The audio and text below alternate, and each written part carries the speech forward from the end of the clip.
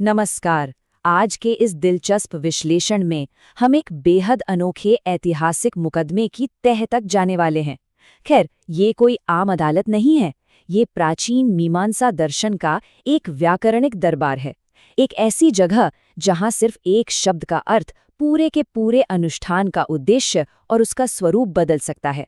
ये सिर्फ व्याकरण की क्लास नहीं है, बल्कि भाषा, तर्क और अर्थ को गहराई से समझने का एक बहुत ही व्यवस्थित और तार्किक तरीका है।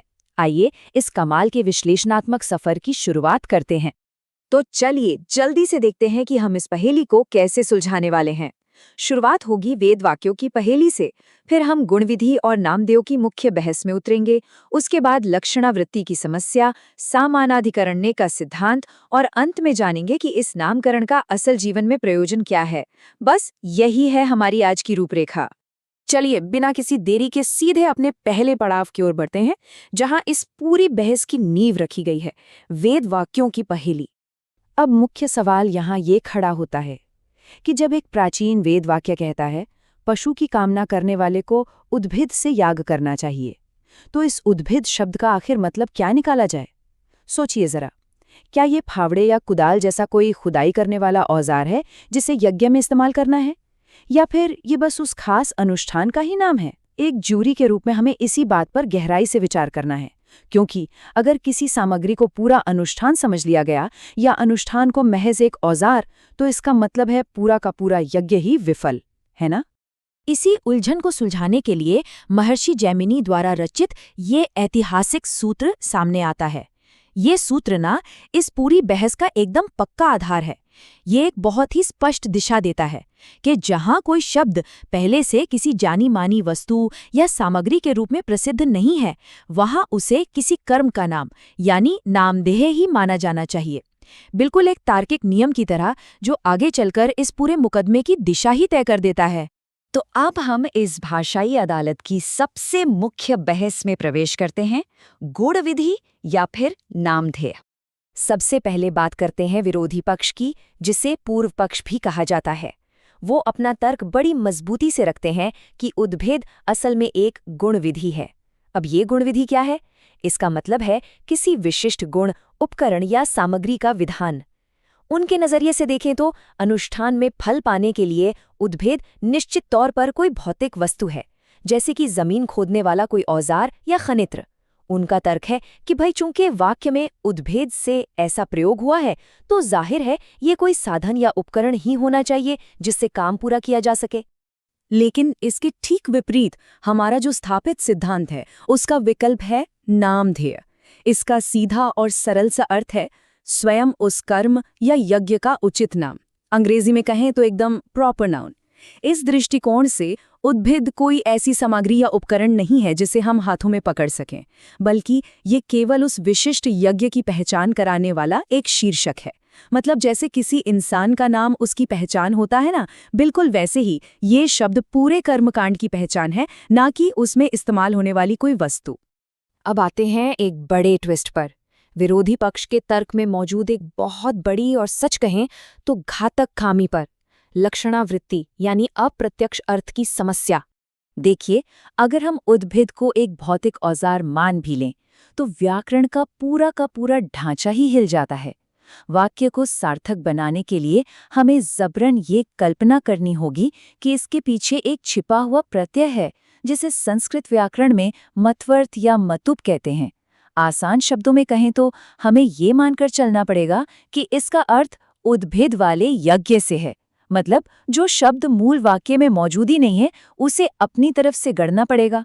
ये तो बिल्कुल वैसा ही हुआ जैसे किसी बात का मतलब निकालने के लिए अपनी मर्जी से नए शब्द जोड़ देना। और व्याकरण की दुनिया में ये एक बहुत बड़ी भूल है।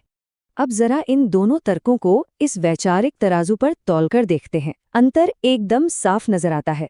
एक तरफ अगर हम इसे गुण विधि मानते हैं, तो हमें कमजोर अप्रत्यक्ष अर्थ और मतुप जैसे प्रत्ययों की बैसाखी का सहारा लेना पड़ता है, यानी अर्थ को जबरदस्ती घुमा फिराकर निकालना पड़ता है। वहीं दूसरी तरफ नामदेह का पक्ष पूरी तरह से मजबूत और प्रत्यक्ष अर्थ यानी श्रुति पर टिका है, जहां शब्दों का सीधा और व्याकरणिक सामानायिकरण स्थापित होता है, बिना किसी मिलावट के, जो कहा गया है बस वही समझा जाता है। और यहाँ एक बात और ध्यान देने वाली है, अपौरुष्य यानी बिना किसी मानव लेखक के रचे गए वैदिक ग्रंथों की व्याख्या का एक बहुत ही कड़ा नियम होता है। नियम ये है कि यदि सीधा और स्पष्ट अर्थ आसानी से उपलब्ध है तो जबरन अप्रत्यक्ष अर्थ या लक्षणा थोपना एक बहुत बड़ी तार्किक खामी मानी जाती है। सीधी सी बात है, जब बात सीधे सीधे समझ आ रही हो तो घुमा फिरा कर अर्थ निकालना इन पवित्र ग्रंथों के नियमों के सख्त खिलाफ है। हमें शब्दों के मूल और प्रत्यक्ष अर्थ का ही सम्मान करना होता है। तो फिर इस उलझी हुई पहेली का सबसे सुंदर और सटीक समाधान आखिर है क्या? चलिए समानाधिकरण्य के शानदार सिद्धांत को समझते हैं। यहाँ सबसे अहम और सच कहूं तो सबसे खूबसूरत बात यह है कि उद्भिद को एक नाम या नामधेय के रूप में स्वीकार करते ही समानाधिकरण्य बन जाता है। इसका मतलब है कि बिना कोई नया शब्द जोड़े या बिना कोई फालतू प्रत्यय लगाए व्याकरण का एक उत्तम सामंजस्य स्थापित हो जाता है। वाक्य अपने आप शीशे की तरह साफ हो जाता है कि उद्भिद नामक याग के माध्यम से पशु रूपी फल प्राप्त करे। कोई उलझन नहीं, कोई अतिरिक्त कल्पना नहीं, दोनों शब्द एक ही अर्थ की ओर इशारा करते हैं, जिससे वाक्य बेहद सुगठित और दोष रहित बन जाता है। चलिए इसे थोड़ा और आसान तरीके से समझते हैं। उद्भिद की तुलना जरा दधी यानी दही जैसे शब्द से करके देखते हैं। जब कहा जाता है दही से हवन करें, तो दही एक जानी मानी रोजमर्रा की चीज है, इसे हर कोई पहचानता है, इसलिए ये स्वाभाविक रूप से एक सामग्री या गुण विधि के रूप में काम करता है। लेकिन उद्भिद के नाम से कोई सामग्री या औजार दुनिया में मशहूर तो है नहीं, इसलिए अज्ञात होने के कारण इसे एक उचित नाम या नामधेय के रूप में ही स्वीकार करना सबसे सही है। भाई, जो चीज प्रसिद्धि नहीं है उसे साधन कैसे माना जा सकता है? अगर हम इन शब्दों की व्युत्पत्ति या कहें कि इनके यौगिक अर्थ पर गौर करें तो एक बहुत ही शानदार तस्वीर उभर कर सामने आती है। ये नाम ऐसे ही बेतरतीब नहीं रखे गए हैं, बल्कि ये अपने इच्छित परिणामों के साथ एकदम सटीक बैठते हैं। उद्भिद का अर्थ ही है जिसके द्वारा पशुओं की प्राप्ति हो या जो पशुओं को प्रकट करे। इसी तरह अन्य यज्ञ भी हैं, जैसे अभिजित जिसके द्वारा युद्ध में विजय मिले, और विश्वजित जिसके द्वारा पूरा विश्व जीता जाए। मतलब नाम के भीतर ही उसका अंतिम परिणाम छिपा हुआ है। यही तो इस भाषा की असली वैज्ञानिकता है। अब हम अपने इस विश्लेषण के अंतिम खंड की ओर बढ़ते हैं, नामकरण का मुख्य प्रयोजन, जहां हम देखेंगे कि इन जटिल भाषाई नियमों का असल जिंदगी और अनुष्ठानों में क्या काम है। तो चलिए देखते हैं कि ये सारा व्याकरणिक विमर्श पुजारियों के लिए वास्तविक दुनिया में कैसे लागू होता है। किसी भी अनुष्ठान को शुरू करने के लिए यज्ञ का एकदम सही नाम जानना पहला और सबसे अनिवार्य कदम है। नाम पक्का होने के बाद ही मुख्य पुजारी अपना संकल्प ले सकता है और उसके बाद ही अनुष्ठान को पूरा करने के लिए सही ऋत्विकों यानी पुजारियों की नियुक्ति हो पाती है। ये एक के बाद एक चलने वाली श्रृंखला है, जिसकी पहली कड़ी उस कर्म का नाम ही है। हमारे इस पूरे विश्लेषण का सबसे बड़ा निष्कर्ष ये है कि अनुष्ठान के शुरुआती संकल्प में अलग अलग यज्ञों को पहचानने के लिए नामधेय का होना बिल्कुल आवश्यक है। जरा सोचिए, अगर कोई उचित नाम ही न हो तो वो प्रारंभिक संकल्प कि मैं ये अमुक यज्ञ करूंगा कभी पूरा ही नहीं किया जा सकता। व्याकरण सिर्फ भाषा का कोई सूखा नियम नहीं है, ये असल में क्रियान्वयन की चाबी है। बिना नाम के तो कर्म की दिशा ही तय नहीं हो सकती। तो इस पूरी चर्चा के अंत में हमारे सामने एक बहुत ही विचारोत्तेजक प्रश्न आकर खड़ा हो जाता है। व्याकरण के इतने सूक्ष्म, इतने छोटे छोटे नियम हमारी सबसे प्राचीन परंपराओं की व्यापक समझ को कैसे आकार देते हैं?